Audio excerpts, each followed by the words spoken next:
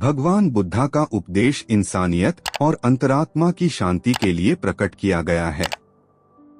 उनकी प्रवचन शैली अत्यंत सरल और समझने योग्य है, जिसे हर व्यक्ति उसका महत्व समझ सकता है। बुद्धा ने जीवन के मूल संबंधों को समझाया, जैसे कि दुख और सुख, जन्म और मृत्यु, लोभ और निर्मलता।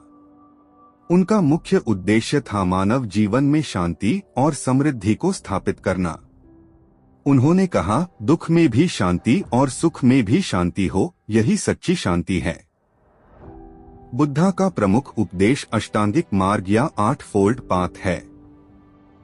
इसमें सम्यक दृष्टि, सम्यक संकल्प, सम्यक वचन, सम्यक कर्म, सम्यक आजीविका, सम्यक व्यायाम, सम्यक स्मृति और सम्यक समाधि शामिल है। ये सभी गुण विचार, वचन और कर्म को शुद्ध और पवित्रता से जीने की दिशा में मार्गदर्शन करते हैं। उन्होंने जीवन में अनिता, अनांतिक नाश का ज्ञान दिया और इसी के आधार पर संतुष्टि और शांति का मार्ग प्रशस्त किया।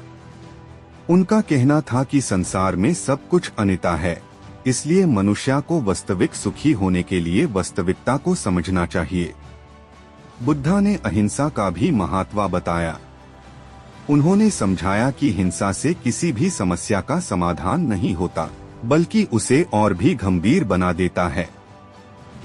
इसलिए व्यक्ति को दूसरों के प्रति दया और संवेदना रखनी चाहिए। उनका एक और महत्वपूर्ण उपदेश था मित्रभाव। उन्होंने समझाया कि मित्रता ही जीवन का आधार है और व्यक्ति को दूसरों के साथ प्रेम और सम्मान में व्यवहार करना चाहिए। बुद्धा ने भी मानवता और सहिष्णुता को महत्व दिया।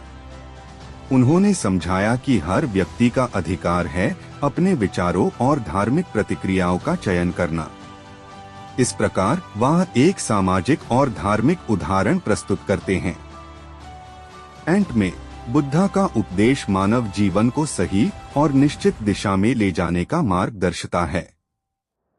उनकी विचारधारा आज भी समय का सही मार्गदर्शन करती है और मानव जीवन को शांति और समृद्धि की दिशा में प्रेरित करती है।